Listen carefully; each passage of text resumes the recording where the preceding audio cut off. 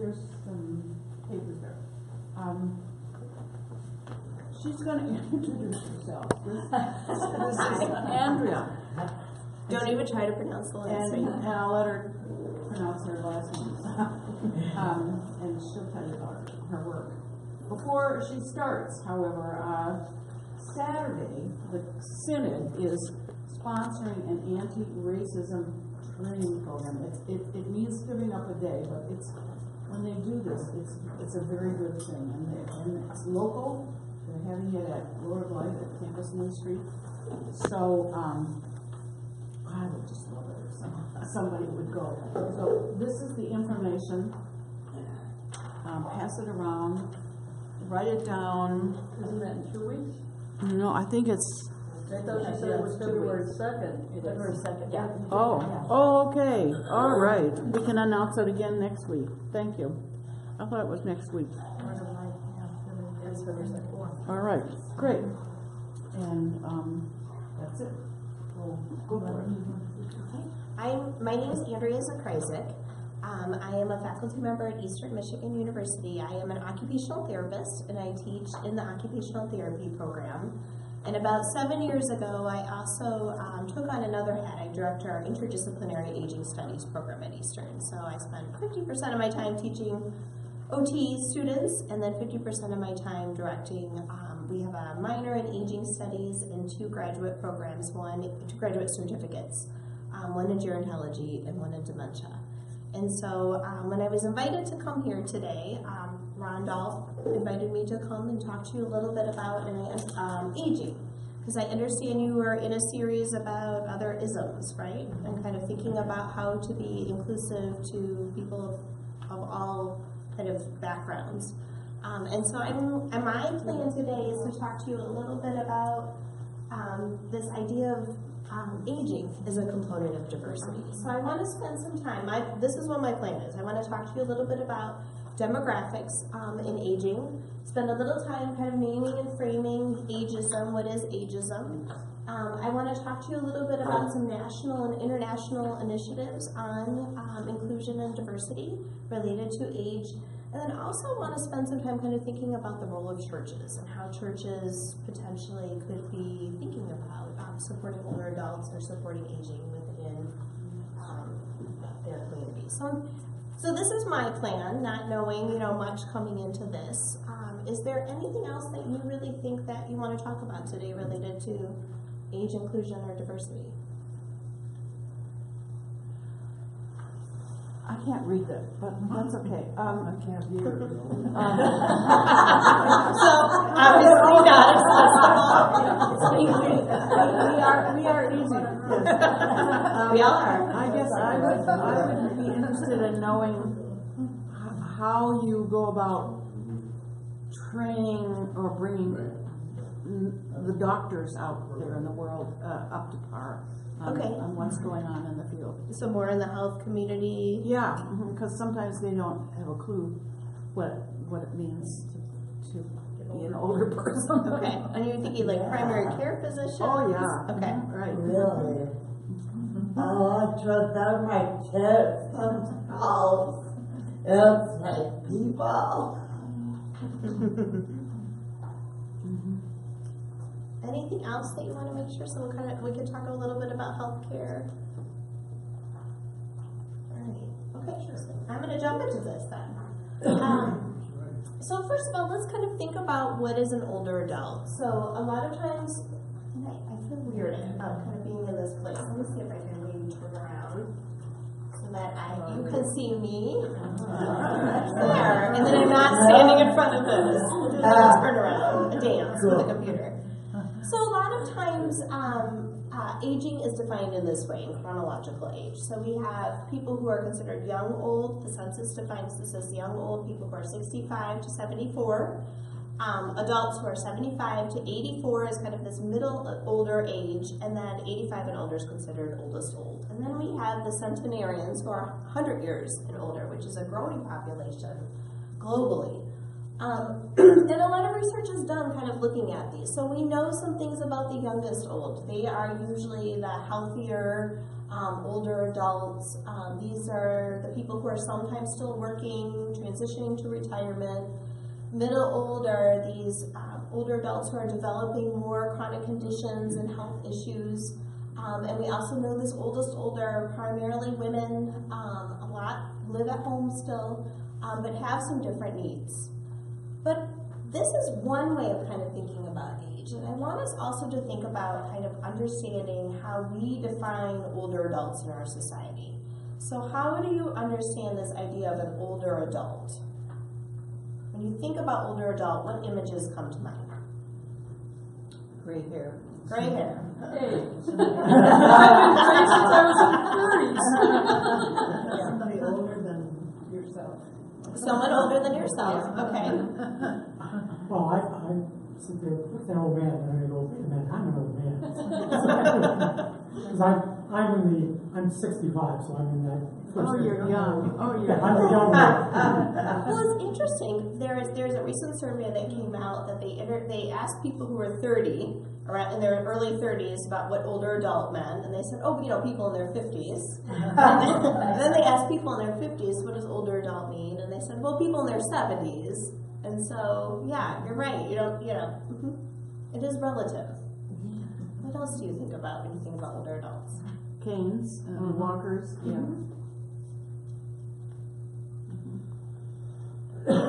So we have these images about, wrinkles, gray hair, canes, different devices like glasses that we may use, or older adults may use.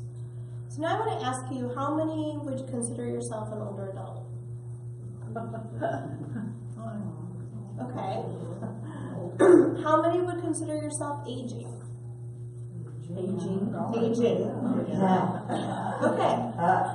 So in thinking about this sociologically, how we think about older adults, we can name it and frame it around an age and some of these characteristics like gray hair and canes and wrinkles and health issues. But we can also frame it around as we are all aging as a society and thinking about how to support us all as we are aging. Because the alternative to aging is not so good, right? Some kind of demographics related to aging. We are in an aging revolution right now. So the population of older adults is growing and growing and growing and growing. And so here in the United States, about a quarter of the population will be age 65 and older by 2060. This is the projection. Older adults are living longer, so life expectancy now is 80 to 84 years, which is very different than 100 years ago, which was in the, I think life expectancy was in the late 40s. Older adults are becoming more racially and ethnically diverse, so recognizing kind of some, there can be these multiple components of thinking about these isms too, that it's not just older adults, but also these other characteristics that this population holds. Older adults are working longer. So recognizing that a quarter of people who are 65 and older are still in the workforce in 2004, and with the way the economy is going, there's expectations that this will continue growing. Older adults also want to age in place, and so AARP did a study a few years ago. 77% of older adults that they interviewed want to remain in the community, and 76% want to remain in their current homes. So recognizing that there are some desires of older adults to not necessarily move to other situations to support that aging. There are adult apartments going up everywhere. Everywhere. Yes, especially in Ann Arbor, there are so many senior living facilities that are popping up. I think every day, well not every day, I'm now passing these different ones over on Getty's. There's one popping up. My children and I watch it as we drive home from work every day. But interesting, older adults aging becoming a larger portion of the society, yet 1 in 3 older adults experience age discrimination, based on a study that was done out in the UK. So we talked about ageism. What is ageism? What do you understand ageism to be? Talking down to someone who's older, like they can't understand you. Okay, so yeah, so talking down to someone who's older that they don't understand you. What else? Just dismissing an older person. Mm-hmm. They can't they don't know what they're talking about, they don't know what they're doing, I don't need to talk to them, I need to talk to their child that's with them instead of talking to the person who they're supposed to be. Yeah, so kind of not even giving the expectation that this person has this lived experience that we want to elicit. Yeah. In hiring practices, deciding not to hire someone who's older rather than, I'd rather hire someone younger. Yeah, so kind of these hiring practices. That's what she said. People in the past have always looked up to older people, parents, and they may be in their 70s, but now it's like if you're in your 70s, I'll pay attention to your 50-year-old kid. Yeah, it's the way that we're portraying and thinking about this youth culture that we have right now, kind of this change and thinking about elders in our community. Sonia, you mentioned even kind of, one of your expectations of this is thinking about medical professionals. So it seems like maybe you have some experience with ageism in that. Can you talk about that at all?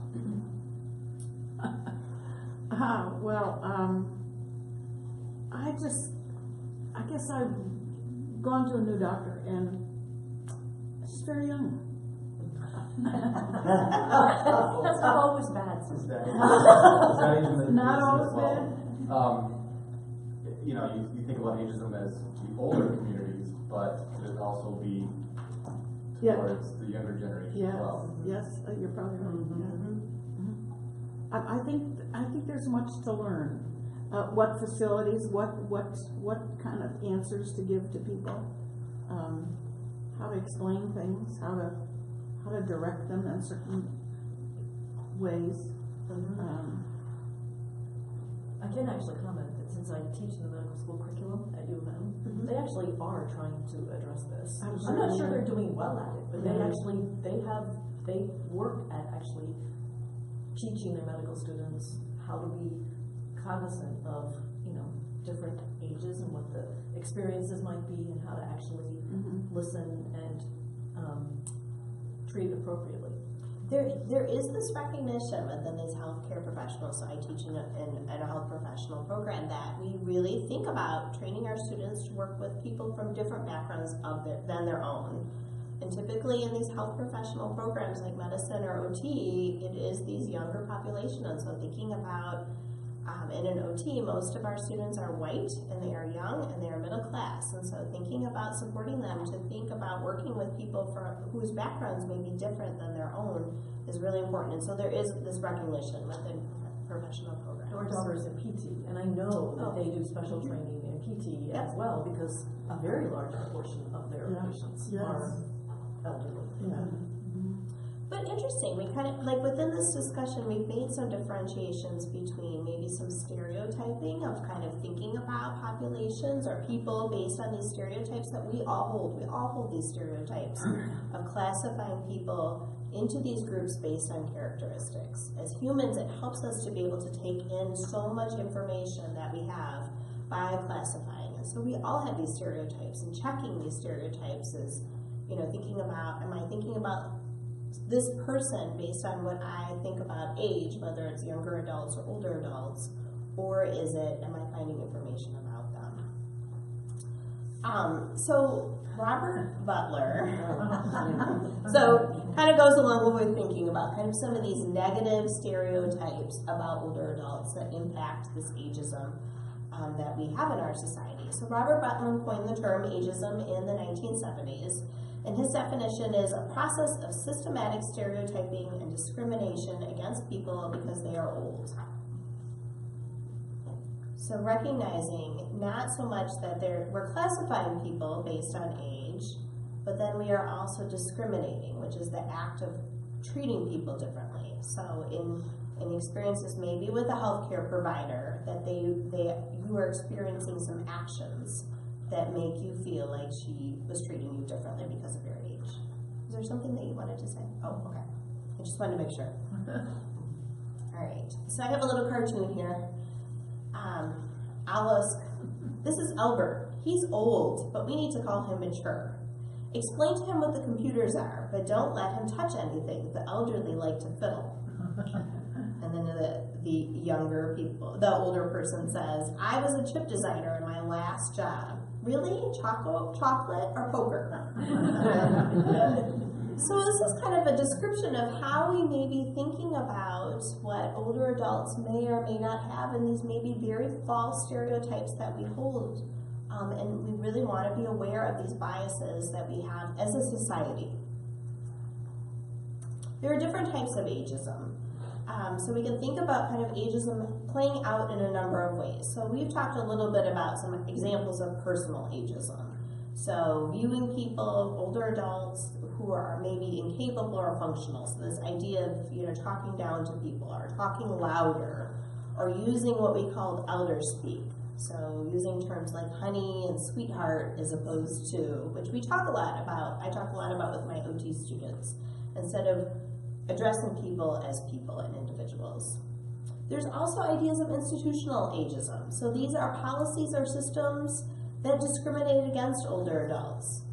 So people are treated differently because of their age. And we can think about it across the life course. So it could be treated differently because of their age as younger adults or younger people, but then also older adults as well. Examples of this may be kind of ideas around healthcare and treating people, treating people differently because of their age related to healthcare, not being aware of medications that impact older adults differently than other populations. It could be age discrimination policies in the workplace. There's also ideas of this intentional type of ageism versus unintentional. So intentional, where people may be denied employment because they are older adults, or healthcare or social services are provided in a way that older adults are undertreated, or risk factors are not assessed, even though that we know older adults have incidences of cancer in a higher rate than younger adults, but screening practices are more directed at younger populations, specifically with breast cancer. Oops. I'm sorry, I'm getting used to this whole presenter view and looking at my notes here. There's also this idea of an unintentional ageism too, where there's no recognition that attitudes or rules are discriminating against older adults. So this idea of media playing to this younger group versus older adults. We can think about commercials where older adults are maybe not portrayed in the best way versus other ways, or selling products that are really directed at youth as opposed to older adults, which studies have shown usually buy these products in a much larger way than younger adults. So it's important to kind of think about these types of ageism, and when we're experiencing we're experiencing them or seeing them or observing them in the things that we see and do. We also know that kind of the act of ageism is this idea of discrimination, and older adults experience discrimination in communities where they are talked down to, or this elder speak occurs in healthcare, which we just talked about, in the workplace where older adults experience discrimination in being hired, but then also in the job too, where there's expectations that older adults may not be able to perform in the way that younger people are, or use technology. This is a huge fallacy, that use technology in a way that younger people are. The idea of housing choice. So we know that older adults want to live in their homes, want to age in place, but yet so much funding goes to supporting these more institutionalized settings in nursing homes to provide the care for older adults. We also know in emergency situations with evacuations related to flooding, older adults typically were the population that were left behind in those situations. And specifically, we learned a lot from the Katrina situation where older adults were left behind. Another form of discrimination is elder abuse, where older adults are taken advantage of in a physical sense, or financial sense, emotional, sexual sense, in a much higher rate than the general population, except for children. So with all that, there have been some different initiatives that really work towards writing this exclusion of older adults. And so I want to spend some time today kind of talking about some of these initiatives. So the first one I want to talk about comes out through the World Health Organization. So in the early 2000s, the World Health Organization identified this need related to older adults and to integrate them into cities and urban situations. They released a policy framework on active aging in which they specifically said their aim was to optimize opportunities for health, participation, and security in order to enhance quality of life as people age. And so they identified kind of these three areas: participation, health, and security independence. And I recognize that you probably cannot read this, but I wanted to kind of talk a little bit about how they started defining this within their framework. So thinking about participation and how to support age inclusiveness or age friendliness related to participation, positive images of older adults, accessible and usable information, accessible public and private transportation, inclusive opportunities for civic, cultural, education, and voluntary engagement. They also identified this area of health so that these programs and purposes allow for active leisure and socialization. So this is not health how we think about it, so much medical health, but really this idea of it's connecting to this idea of wellness. Activities, programs, information to promote health, social, and spiritual well-being. Accessible and appropriate health systems, good air and water quality. So thinking much broader about health than just medical treatment. They also recognize this area of security and independence where older adults, people of any age, have access to appropriate, accessible, and affordable housing, hazard-free streets and buildings, safe roadways and signage for drivers and pedestrians. And so they kind of go on and on about all different types of services and initiatives and being able to think about including older adults more in our cities specifically. These aims of the project were looking at these things, but then also how to support the diversity of older adults and include older adults to be able to contribute to communities. This idea of honoring and respecting the decisions that older adults make related to their lifestyle and housing, community participation, social participation. And then anticipate this and respond to flexibility related to aging-related needs and preferences. And so with this, there are different cities across the world, some in the United States, much more globally, that are taking this on and working towards being age-friendly cities. And so how they're defining age-friendly is more accessible and responsive to the needs of older persons that live in their communities. Membership to this age-friendly global network under the World Health Organization is not an accreditation. So there are not specific standards that cities or communities need to undertake in order to be an age-friendly city, but they need to demonstrate this commitment to being more inclusive of age. And so one of the handouts that I gave to you today is a checklist that WHO has developed in looking at the features of age-friendly cities or age-friendly communities.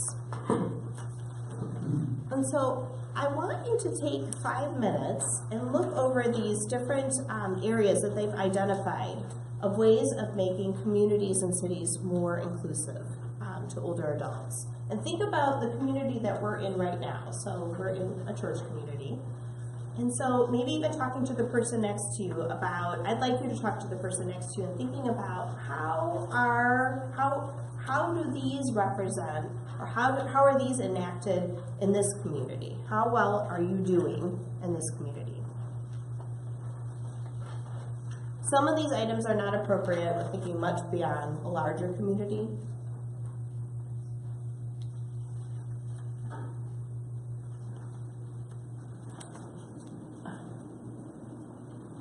Can we just talk? Yeah, definitely. I think about the co-housing communities that have sprung up. Co-housing. There are 3 co-housing communities, all grouped together actually, out off Jackson Road. They're communities where cars are left on the outside and people houses are clustered and people can walk, kids can play without being afraid of cars. What they don't have is a store where you can buy a quart of milk or butter or salad or something like that. My daughter lives in Greenbelt, Maryland, which I think of as age-friendly for kids as well as grown-ups. It's incredible. It does have a store, and it has a library and things like that. You can walk to everything. You know, we don't design communities where there's a store on the corner. We put housing developments out there, big houses separated, and no little convenience stores, no library nearby. So you have to drive, and you have to, you know, all those things. You know what that means.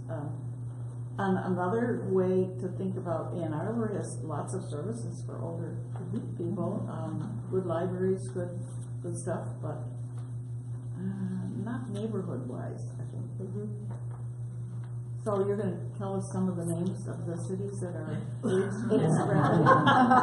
I will. I've also given you links in this initial Yes, paper, I see that. so you can take a look at kind of some of these age-friendly cities. So you've identified some different models where there is an effort to work towards an age inclusiveness, and we can design our physical spaces to incorporate age friendliness. But yeah, go ahead. When it comes to what Sonia mentioned about a store or whatever, what is happening now, a lot of the big and smaller grocery stores have delivery service where you can order by the telephone or online and have it delivered. So that is one mechanism that is spreading rather quickly. Often because the little stores couldn't stay in business Yeah, because they were more expensive. And sometimes these apartment houses have little stores in them too, little grocery stores for the people that live there. So we're seeing some changes in our services that can be more inclusive to people who are not going out. But at the same time, while I certainly agree with that kind of thing, if you have seniors who are living by themselves and don't get out, that doesn't necessarily meet the socialization kinds of things that are important for health. Yes, so it's kind of this give and take of, you know, some services are coming into homes, but we're still missing some elements related to being inclusive of older adults and their needs. Are there any other things, looking at this list, this checklist of age friendliness, that you find that are interesting in thinking about this community that we live in? Public toilets. Outdoors and indoors. I was thinking Americans aren't very careful about that or inviting. You go to European cities and they have much more in the way of public facilities for travelers. You know, just we don't do that. We don't have a sign that says public toilet down there. Does that Sometimes make they charge for them too. Yes, but yeah, sometimes they do, sometimes they don't. Yeah. What are some other things that you notice or surprises about age friendliness from this list?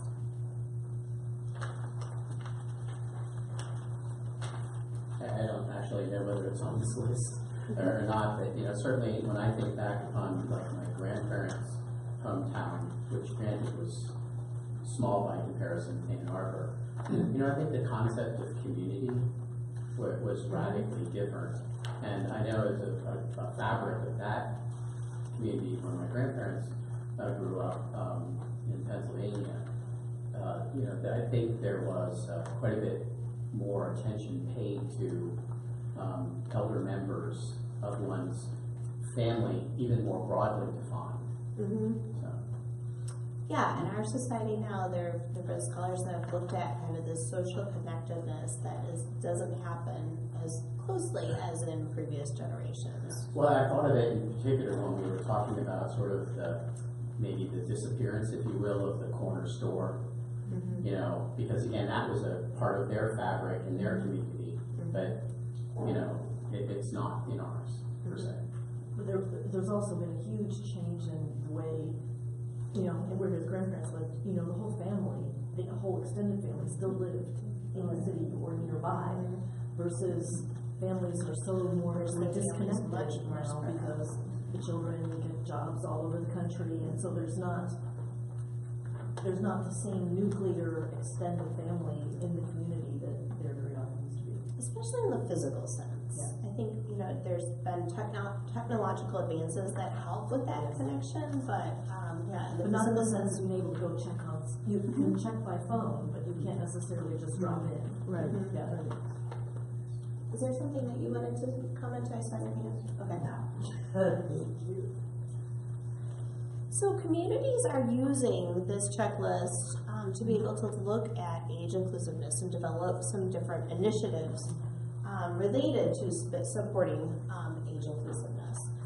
And within this, there's this recognition that it doesn't just benefit when communities work towards age friendliness or age inclusiveness. It doesn't just benefit older adults, but really benefits the whole community. When we think about, you know, making places with resting spaces or public restrooms for older adults, this also benefits kids too.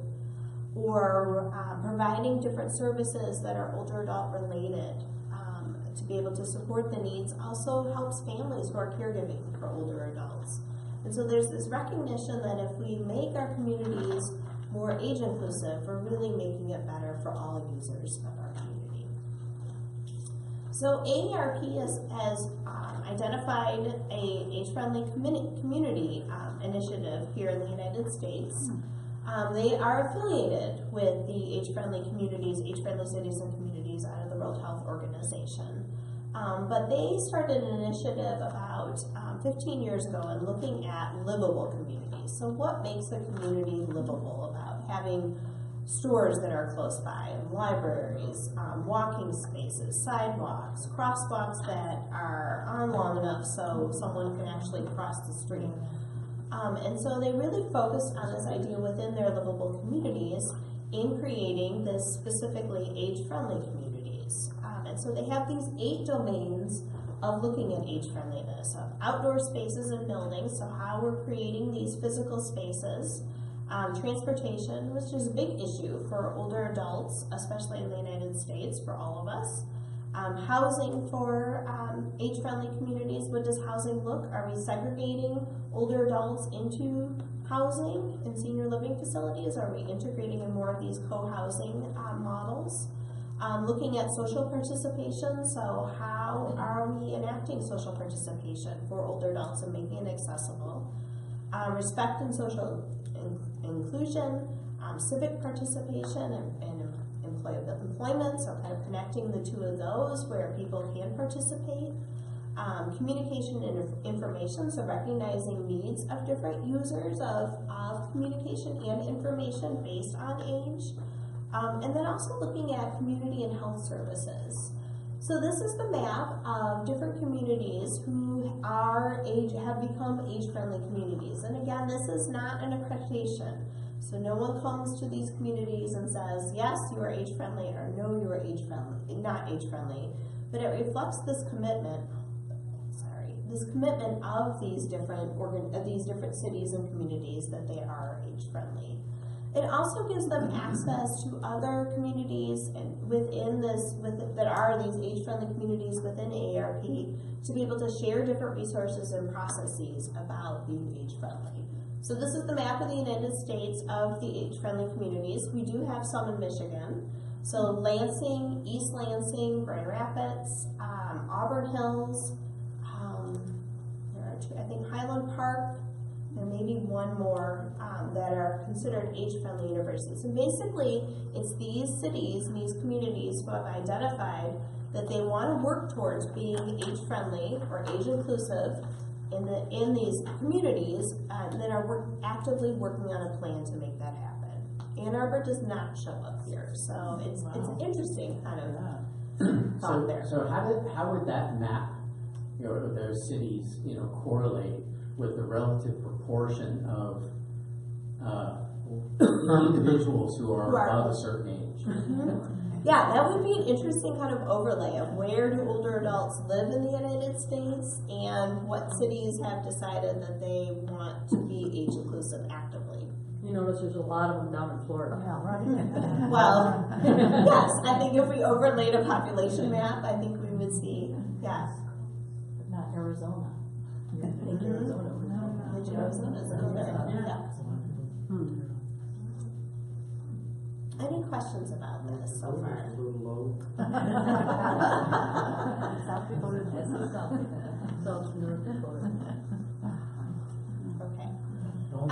Yeah. There are other age-friendly type initiatives that are out there. So we know in the cities and communities, there's a lot of age-friendly cities in Europe because Europe has really taken this on. Really the impetus of age-friendly communities out of the World Health Organization was this idea that older adults are moving from being in more rural settings to living in these urban settings. So recognizing these cities need to be more inclusive of older adults. But there are also age-friendly initiatives that are happening in health systems. So a few years ago, the Hartford Foundation and the Institute of Health Improvement, IHI, came together and started having conversations about what makes age-friendliness in a health system. And so they settled on these 4 different areas of age-friendliness. What matters? So specifically thinking about this idea of person-centered care, where we're really working with the individual to identify what they need, what they want. So in thinking about advanced directives, end of life, different decisions around healthcare coming from the person. There's also the other M within this age-friendliness is medication that's necessary and that really works with older adults, because we know some medications are really not geared towards older adults and can have negative side effects. Health systems that the augmentation, so being able to prevent, identify, treat, and manage different mental health diagnoses like depression or dementia or delirium. And then a focus on mobility, so ensuring that older adults can move safely, but then also maintain function, and function not so much in the physical sense, but being able to access different things that they're interested in the health system and beyond. And so different health systems have taken on this initiative and become part of this network. So St. Joe here in Ann Arbor is actively working towards being an age-friendly health system. They've got together different leaders who are defining what this means within the health system and putting together work groups to think about how that could play out in that health system at St. Joe. There's also an age-friendly universities. And so this one is more near and dear to my heart, because this is where I live in my community right now, at Eastern. And so about 5 years ago, Dublin City University has really been spearheaded this idea of what would universities look like if we are age-friendly. And so identifying kind of some of these principles, so they've identified 10 principles of what makes universities age-friendly. And so at Eastern last year, we formed a steering committee to look at this idea of how we at Eastern could be age-friendly. And the way the process works, first we need recognition from upper administration that we've endorsed these principles and we want to work towards these principles. So last year, a group of us at Eastern talked to different stakeholders within Eastern and received the endorsement that we are age-friendly university. This year, we put together a steering committee to actually envision what these principles look like at Eastern and what are we maybe doing well, and how can we work and enhance this idea of age-friendliness, and thinking about, giving access to older adults and opportunities on our campus, which could be educational, cultural, arts, embracing this idea of lifelong learning and supporting that on our campus. Recognizing that a lot of students at Eastern come for second careers, and so supporting those students. Identifying specifically online education, as a lot of programs are moving towards offering courses with an online component and the needs of users who are older adults. Recognizing ideas around intergenerational learning, supporting research that's engaged in older adults, and then also engaging with our retirement community in Eastern and beyond. So we are in the process right now. We are undertaking an environmental scan of age friendliness, and so we will be interviewing different stakeholders, so administrators about what they see as age friendly and what we can do, but then also older learners on our campus. Any questions about that? Yeah. Do you still have elder class then? So Elder Quest is one of those areas. There is a policy that Elder Quest exists, but with funding decreased over the years, we are not actively supporting it as a university. What was Elder Quest?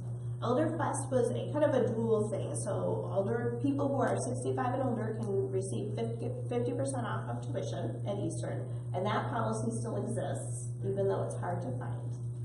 And so oftentimes as the director of the Aging Studies program, I still receive emails and I bring in our people from admissions, our administrators admissions, to be able to grant that. It is a policy. But then the other piece of Elder Quest was a program to bring older adults into the fabric of our campus and engage. And so there were different ways of participating on campus, in cultural and academic groups. There were lectures that were held on campus, and then also this emphasis of connecting older adults in our community to different research projects or teaching initiatives that were happening on campus. So Elizabeth Schuster, our previous director, really spearheaded that group, and it was flourishing. But as Eastern has defunded some of those activities, it is minimal right now. But hopefully we can maybe resurrect. Well, isn't that a way that ageism is being portrayed at Eastern, is that they're defunding things for older adults? Yep. And keeping things for the younger people? I've had conversations with our provost of admissions around that, of how much money that we are spending on FDX. So these students that come as first-time university students in their late teens, and yet how little money we're spending on supporting older adults, which we are really defining as a steering committee as anyone who's 40 years or older. So when you think about what a traditional student is on a university campus, 40 years would be considered an older student who's maybe coming back to the university for very different reasons than someone who's in their teens. And so yes, we are moving towards kind of helping people recognize some of that. So why do you think that that's the case? I mean, why do you think that there's less funding available for a lot of ways in higher education that metrics are measured are related to FDX. So when we compare our quality against other universities in our conference and beyond, it's looking at how many students graduate within 6 years who start at Eastern as a FDX. And so because these measures are really more geared towards that, in comparing to other universities, we are not, measuring other things that could matter as well. So hopefully moving forward, our steering committee will develop some recommendations around these different areas, so we can be more age inclusive. So as a state institution, I presume Eastern actually gets a state budget allocation. Mm-hmm. So is it unfair or fair to say that in fact that a part of EMU's charge is actually to support all student populations? And if that's not happening, then where's the flaw in that system? But I think what we need to do is we need to have all the schools be looked at in terms of that as well. I mean, so it's if it's not a metric on the radar, right. I mean, it needs it's not to be being quantified or valued. Well, and also recognizing that there are some services that are geared towards supporting older adults. So our Veterans Office is very involved at Eastern, and so that is a population of older students typically. And so part of what we want to do as a steering committee is looking at what we are doing well and then ways that we can enhance and support those types of things. Yes? I was just going to say that U of M from Dearborn has it for the aging. You pay X amount of money and you can take $900. And they were one of the first in the nation. I think we started with 85. And there are other models of universities that if you are alum, you can sit in on classes, audit classes for free. So there's a wide variety of how to honor maybe some older students that could come to campus. But for U of M, from what I understand, I'm talking to lot of them went back to get a degree because at that time in their life, their parents didn't have the money or they didn't have the money, so they could go back and do it. And it was the same way at Eastern, talking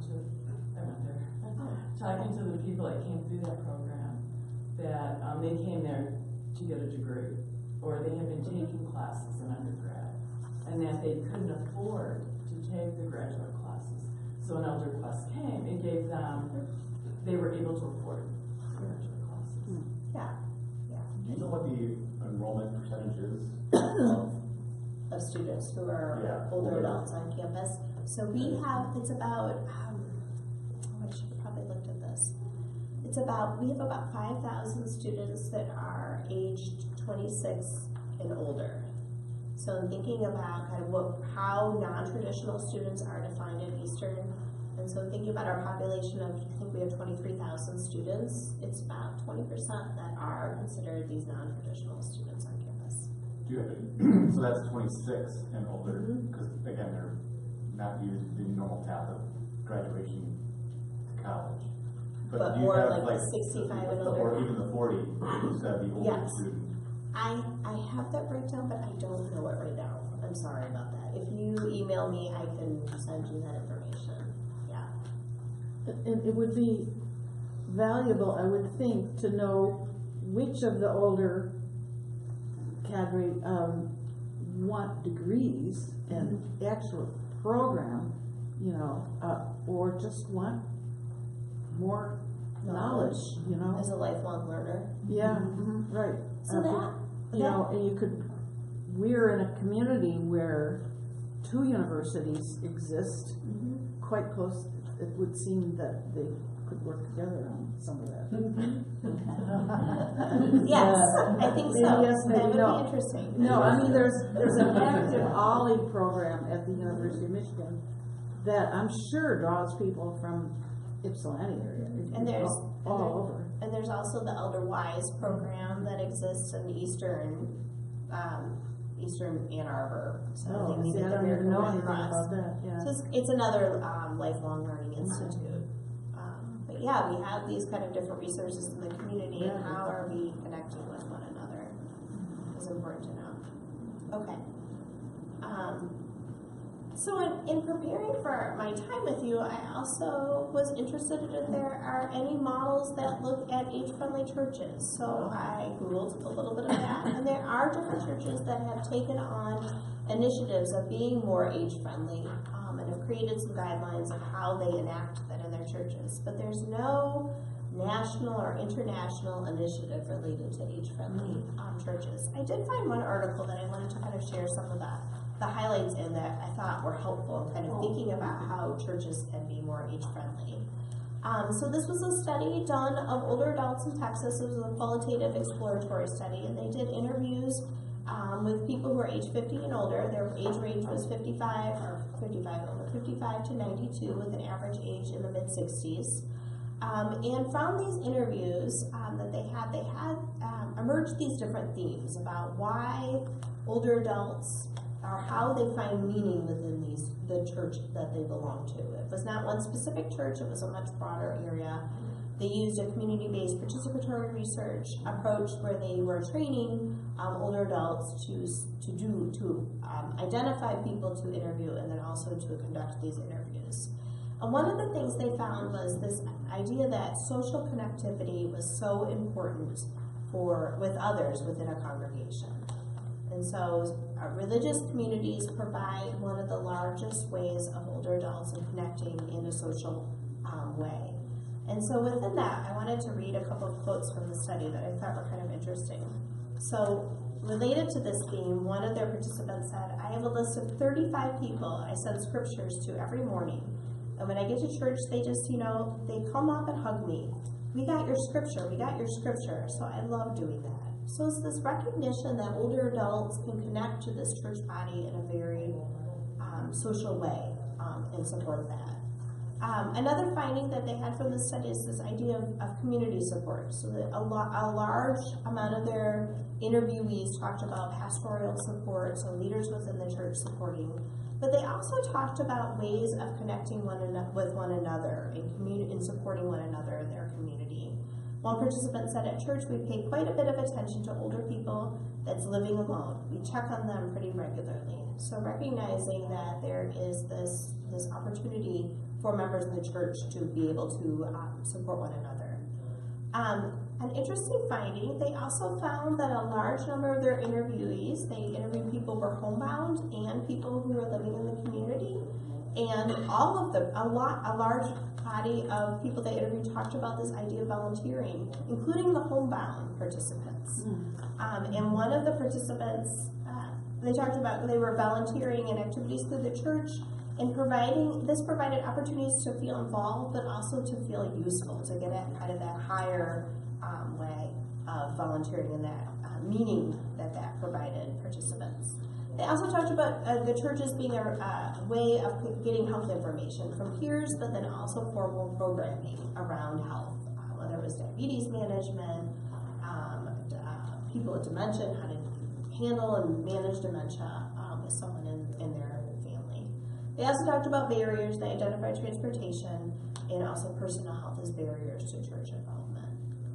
So one of the things that I was thinking that may be helpful in generating a conversation about what are some needs of older adults here in your community, and then how do you currently support older adults, and what could happen to make that inclusion even better moving forward. We have until 11:10?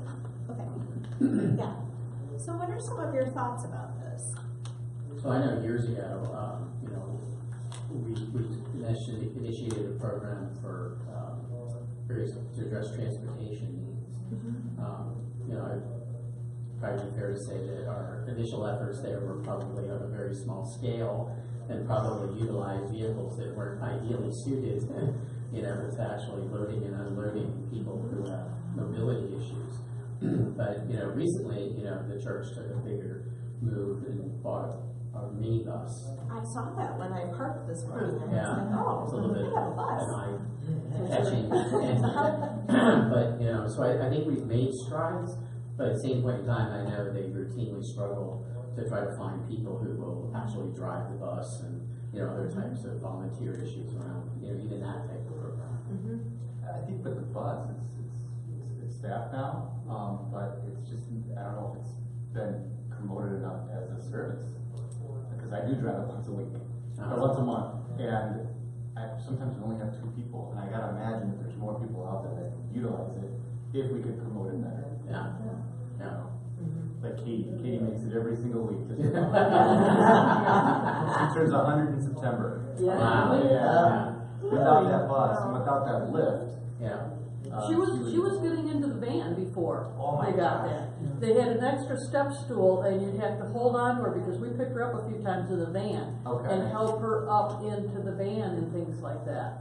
She's still pretty mobile for 100, Yeah. but with that lift now, she can walk around. But I'd love the opportunity to promote that better and get that out because, I mean, it's already out and about. Let's do it.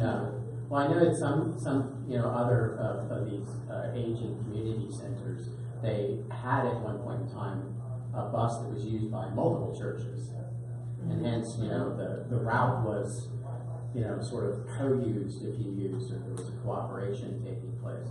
Although I think with changes in Sunday morning worship schedules, some of that got very complicated, kind of things. But it's just one tiny example.